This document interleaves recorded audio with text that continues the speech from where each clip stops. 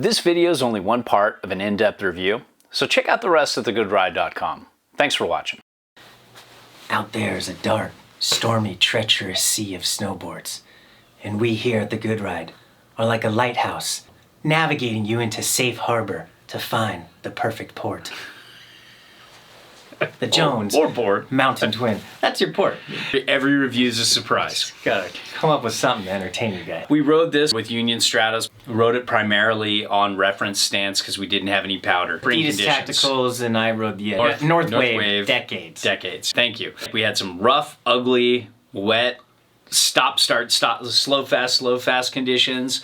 We had some pretty good morning groomers with some decent speed to them. We had some wet, soggy. I had some hard with a little cream on top. All sorts of varying end of the year conditions. Yeah, just weird spring conditions. Yeah, and then rode them alongside these two boards, the Ultra. Yeah, the Aviator and the Jones Ultra Mountain Twin. Yeah. And to give you a short summary, both the Ultra Mountain Twin and the Jones Mountain Twin had a change up this year.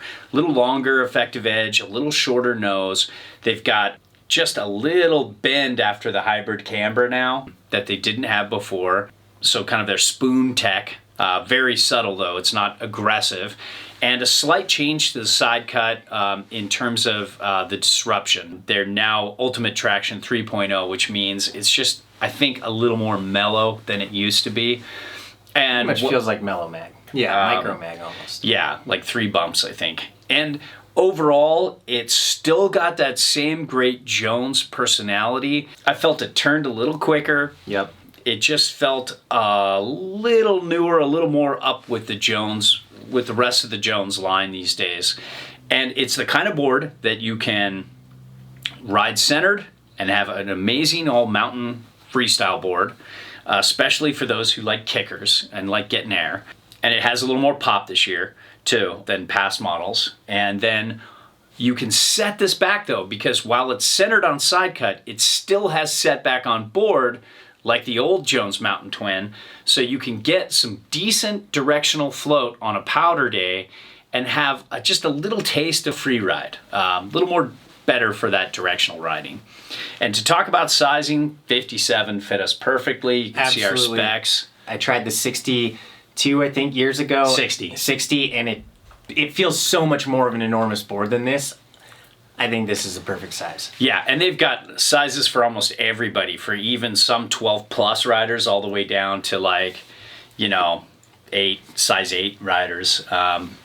And talking about the shape, it is a directional twin. The nose is slightly longer than the tail, it seems like. But overall, it feels really close to being a twin. It's very double-ender, rides centered really well. You can play around with weighting this board on turns any way you'd like, and it's fun. Yep. And the camber profile is camber between the feet, just like the old Jones that we loved, with some early rise and a little spoon tech. So lifted, just a subtle lift. It makes for a very consistent ride in all conditions. Whoa, that light is bright there. It's making this thing look orange, or it's really red. Yeah,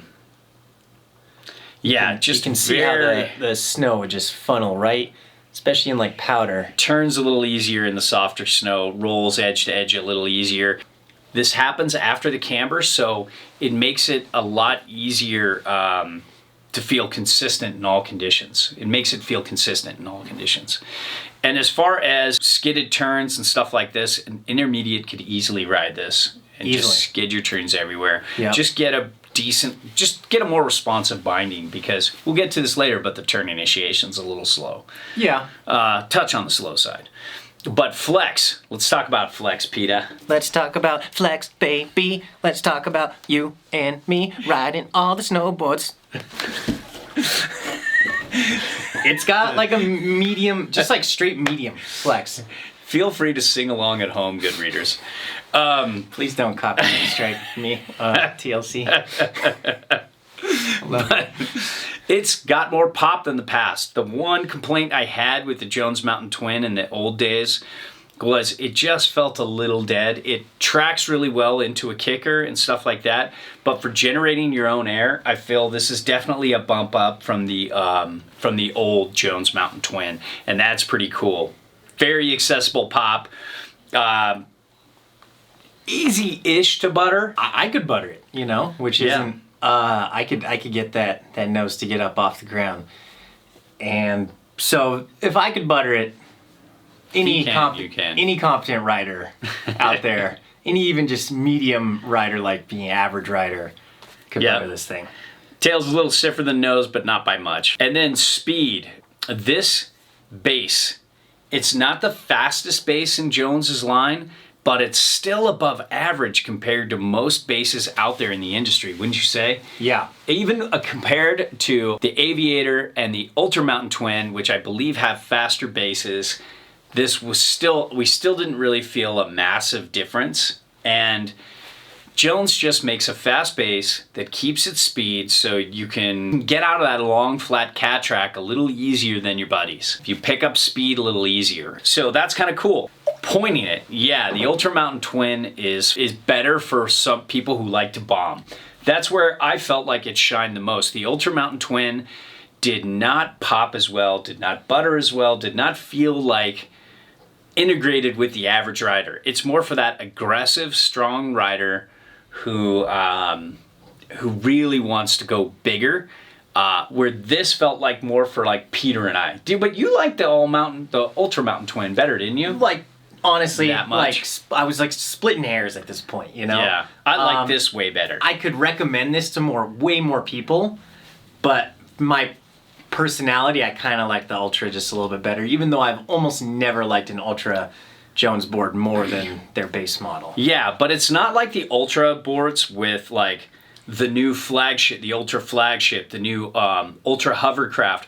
Those are lighter and poppier. Yeah. This feels a little meaner and damper. This is good in uneven terrain. It's a little poppy, a little lively. I felt a little chatter, but man, compared to the Aviator, this can absorb more. Like if you're an all-day resort rider, you're gonna like this much better. If you like it clean and you bail when it starts getting messy, you might like the Aviator. But that has a lot more chatter to it than both these boards. It's kind of on the bottom end of this 3-board spectrum. It's just right there in the middle road, just kind of doing all things well. An edge hold. I thought it had good grip. I didn't really get to compare it to an old Jones Mountain Twin. We didn't have access to one. I think it's close. It might be a little less. We'd have to know. Yeah, we'd have to know on a real hard snow test to see how the new disruption in the side cut works. But turn initiation. Now the longer effective edge, maybe that change in the side cut, a little less disruption. The side cut radius is the same, but maybe it's a little deeper now because they never talk about side cut depth. They just talk about the radius. Maybe it's the spoon in the nose and tail, but something is making this turn just a little bit faster. It's good for those people who like more wider radius turns. And if you want a little faster turn initiation, you might like the Frontier better or the Aviator if you can throw out more cash. Make it rain on the Good Ride website. Yeah, as far as carving goes, it's got this like fun but not amazing, not an exciting spring out of the turn, but it's pretty good. It's like, this is a board that does everything well, nothing great, so that's kind of where it's at with the carve. Would you concur, good sir? I concur. All right. Definitely would concur. And powder. We've got some setback on board still, which is pretty reasonable. So if you want to ride this in powder, you can set it all the way back and get more directional float than most directional twins. Most are like barely an inch or even less than that. They can't set back much or all. So that's why we call this an all mountain board, because it can do a little bit of powder, directional powder floating, a little bit of mountain freestyle, centered riding, can do a little bit of everything. But also you have just a little bit of that early rise in powder to really help. Yes, definitely. Flow, which is definitely a really nice addition. True. If you've never felt that Jones Spoon Tech in powder, you may think like, oh, that's not really gonna, it changes the personality and it just rolls that powder in front of you and the churns just feel buttery smooth, edge to edge feels smooth, and it definitely improves the float and just the overall feel in powder so much. Yeah, it's not like that ultimate spoon tech they have. More pronounced in other boards, but yeah, it's prevalent here and adds to it. Once again, it's not like, You know, this board isn't doing that crazy like Mind Expander spoon tech that is like ultimate powder ride, but it's doing something well. But overall, like, what a recommendable board. Yeah. What a fun board. What just like a nice, you know, fun, easy, mildly forgiving, you know, hybrid camber ride that just kind of does a little bit of everything well, has a little bit of that, those lifted edges to help you in powder and to give you a little forgiving catch-free nature. You throw it around, switch, ride down the mountain. You know, I had a blast on this board. I loved it. I could easily recommend this board to a bunch of people. And it's beautiful. Yeah, Sexy. I think way more recommendable to the masses than the Ultra Mountain Twin. Way more recommendable than the Aviator, and comparable to the Frontier. If you want a little more directional, if you lean a little more, you know, not for riding switch and stuff like that, you'll probably like the Frontier better. If you want more of that balanced mountain freestyle ride that you can set back in powder, Mountain Twin. All our reviews are a best effort, objective opinion from an average rider's perspective. There's no brand oversight, and we're free to say whatever we want. We send back everything unless it's a favorite, then we ask to keep those or straight up buy them. Now, if you need advice, fill out the eHarmony profile in the Contact Us section of the site. It's the only way I can help you properly. If you want to support us, and if what we reviewed appeals to you, it helps if you buy through our links. So, thanks for watching.